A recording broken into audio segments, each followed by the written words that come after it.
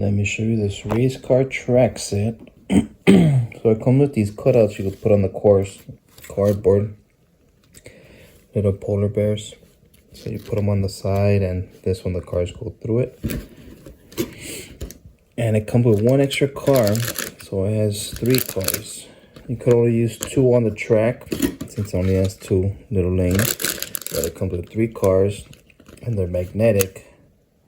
Pretty strong magnet, they stick together.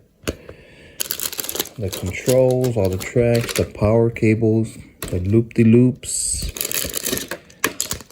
A few other things you need for to stand up the track. Alright, so let's go ahead and set it up and show you how it works.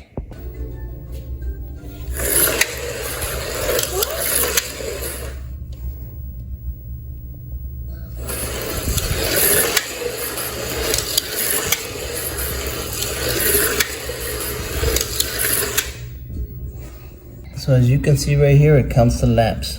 So lap number 4 and lap number 6. I went into 5, 6. And we set it over there.